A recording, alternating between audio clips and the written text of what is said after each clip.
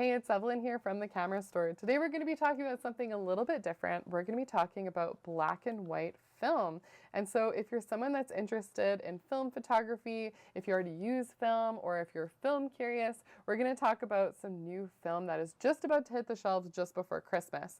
We're being introduced to Kentmere's pan film in 100 and 400 speeds for 120 medium format. And this is exciting because it's great to see that film is still being developed, of course. Lots of people are getting into it. And so I'm going to be joined by two film photography experts today. We have Louie Villanueva, who is from Neat Film Lab. He's going to talk about his experience using this film. And Louie is also the photography technician at the University of Calgary in the Department of Art and Art History. And so he has a lot of expertise that he's going to bring to this subject. We also have Christopher Donovan from the camera store. He's a photographer. He dabbles a lot in film. And so we're going to hear both of their perspectives. They both had a chance to work with this film, develop it, and look at some digital scans as well as some prints of their work. And so we're going to talk about how this film stacks up and some tips on how to work with it.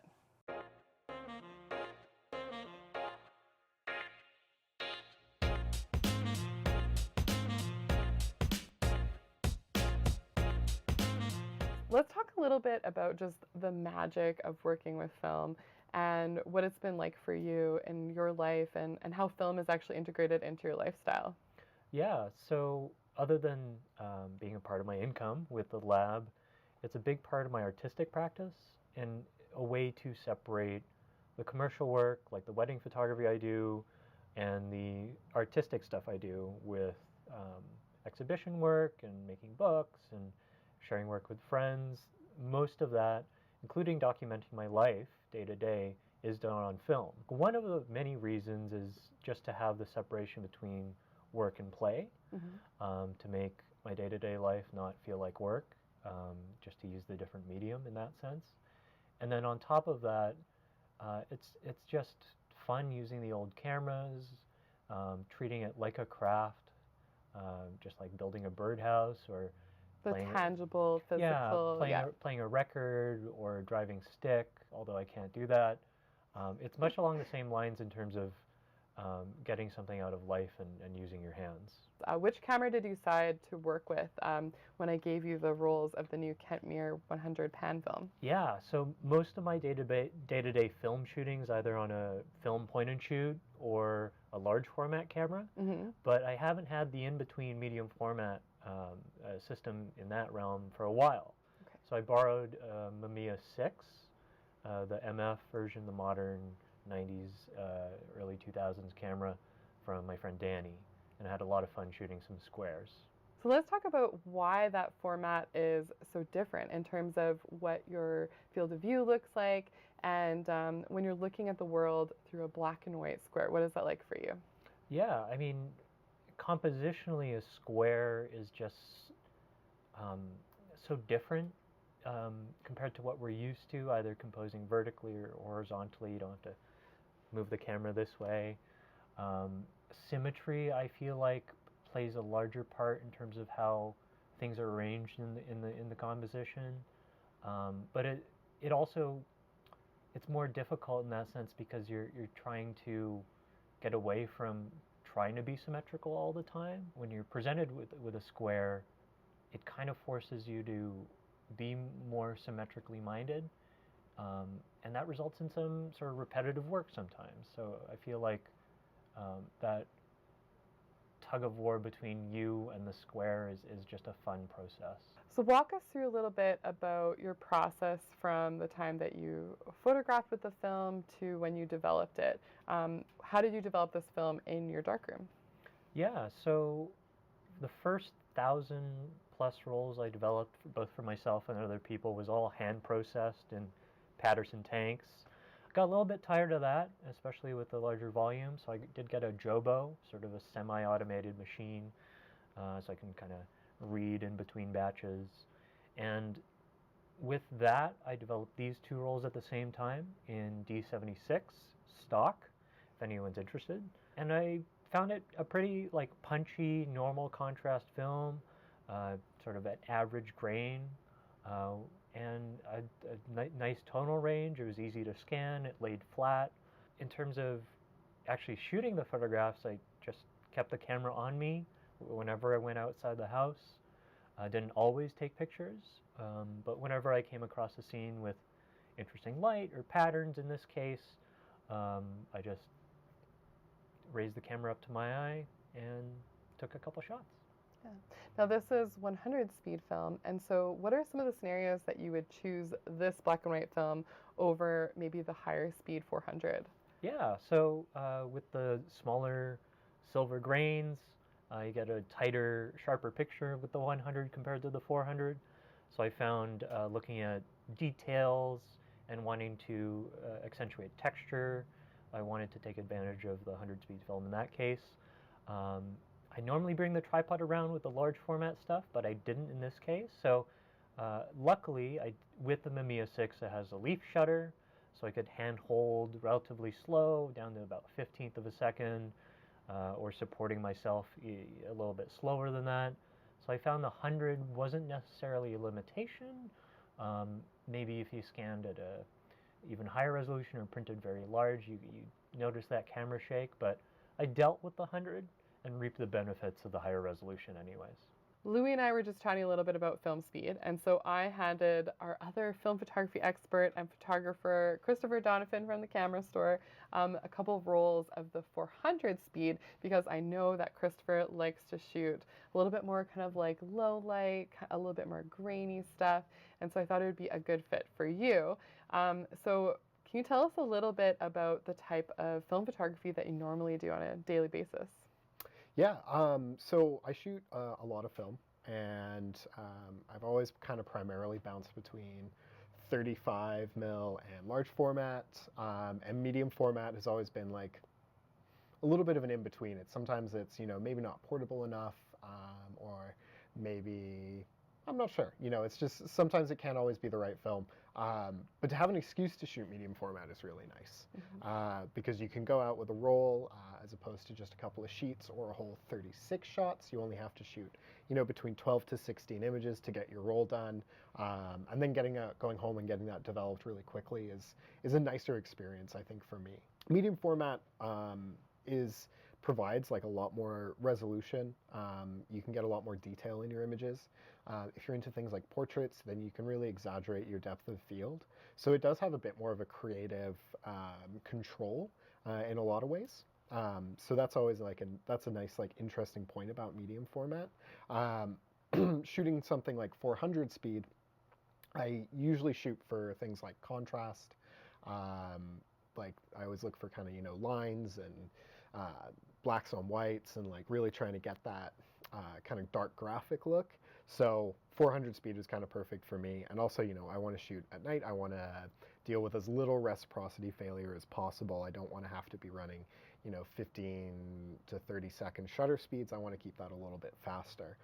So definitely 400 speed is normally my choice. Also, if you want to push or pull film, 400 is generally going to do a little bit of a better job than a 100 speed. So it's going to be more flexible for you in terms of your actual end product? Absolutely. Yeah. Now let's talk a little bit about why film for you. Why do you like shooting film? What is it about it?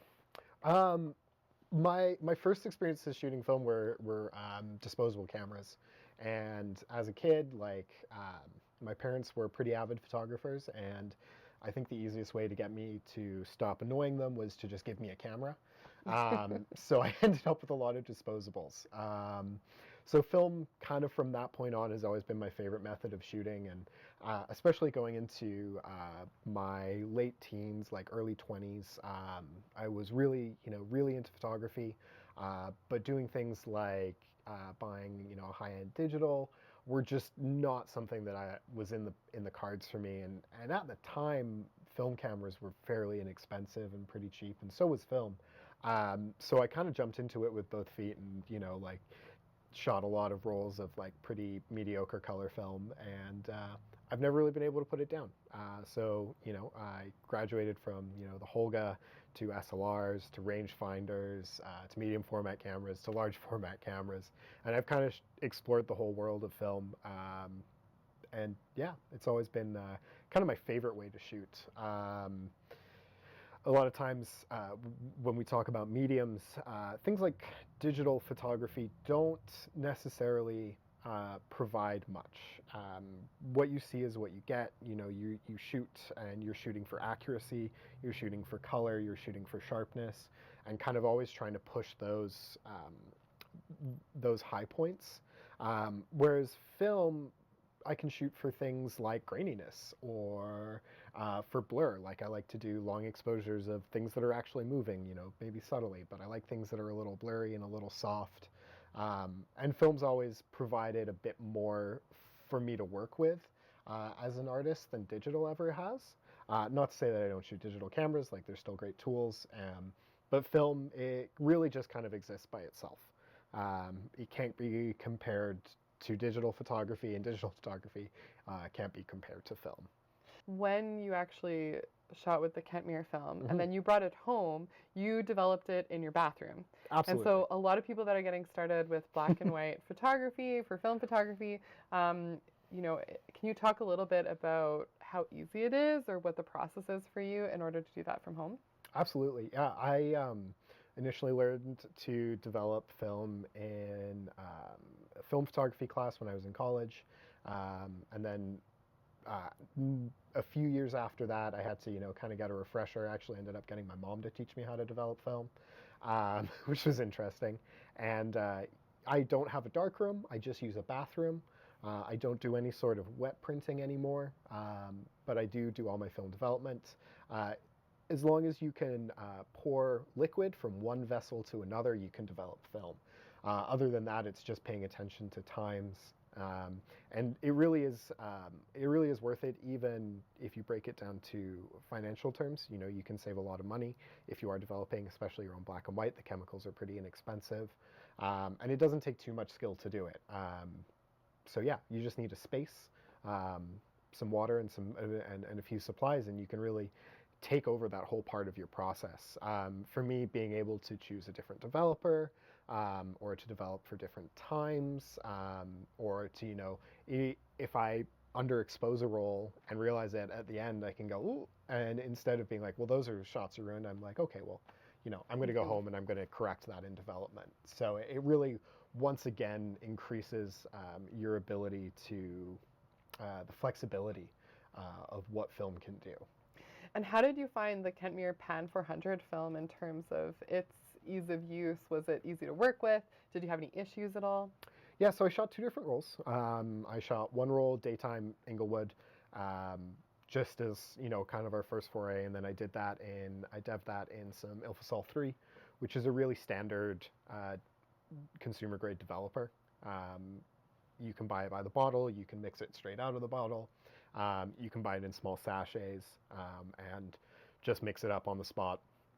Use it as a developer, and you can develop roll film in, I think, about 6 minutes is the development time on Kentmere.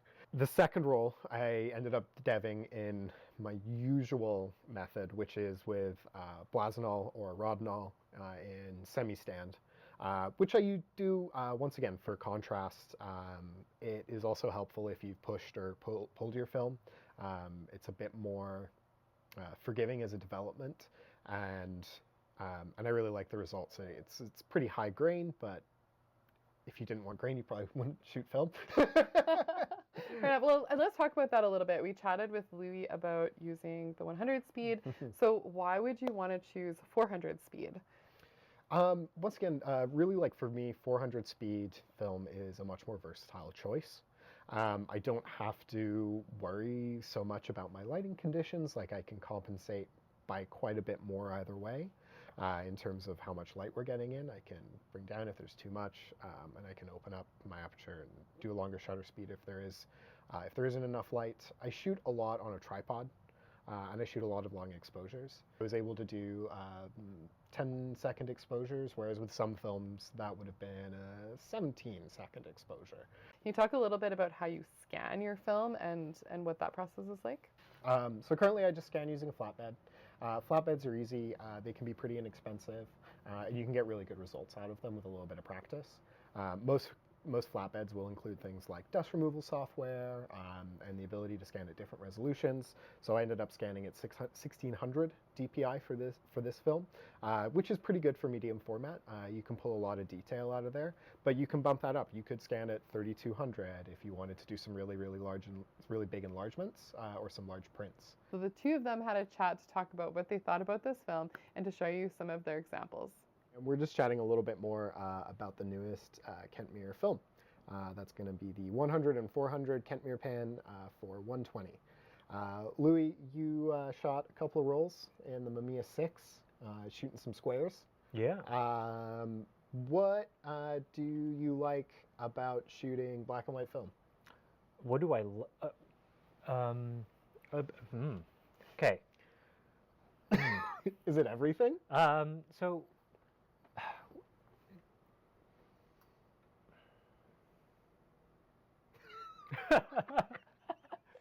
With film, everything that comes with film in terms of its tangibility, the cameras, the craft in processing, the time it takes, and that sort of inherent quality of the medium where you're treating it not like my day job, where I'm not sitting in front of a computer or snapping away at a wedding. It's more contemplative, it's more meditative, it's just a little bit more fun. Yeah. At least for me. Now, let's talk about contrast for a second. If you're creating an image, you go out, you shoot a roll, let's say of Kentmere 400 or 100. You bring that into your lab, you develop it, and you scan it. Does that go through Lightroom? What kind of editing are you doing on that? Yeah, so in terms of the way I scan for clients and myself, I use a DSLR, well, in this case, a mirrorless camera, Sony A1, 50 megapixels, really gets everything out of at least a 35 millimeter negative. And it's good enough for medium format for sure. And with that, I'm putting it through Lightroom and through a piece of software called Negative Lab Pro. So that's more key when I'm inverting color negative at a volume. If I was more picky, I'd do it more manually, but with dozens of rolls a week, I do like the more automated process in that sense. With black and white, I do like to play with the tone curve a little bit, but it's nice to see something more baked into the film that I'm choosing without messing about settings and playing on a screen, because I do enough of that already. How would you classify Kentmere in medium format? Yeah. Would you say that's contrasty or has a little bit more in the mid-tones? With the 120 Kentmere 100, which I shot, you shot the 400, I found it pretty punchy. I found the black pretty rich, and the whites not necessarily blown out, but enough dynamic range for the scenes I was dealing with, which were, to be honest, mostly either overcast, soft light, or sort of darker night scenes. I definitely found the 400 speed to be pretty contrasty right out of the tank. Okay. Really quite thick negatives, and I was able to pull quite a lot of contrast out of that, like right out of the tank. It was a pretty. I had some good blacks and some really bright whites, and I really liked that. I did find the detail and texture retention was also pretty solid throughout. So it was cool to see a film that retained both detail and contrast. Did you find it was a similar experience with the 100? Yeah. I normally put things through Xtol, Kodak Xtol. This time D76, just to make it a good sort of starting point. A lot of people use D76. A lot of schools use D76.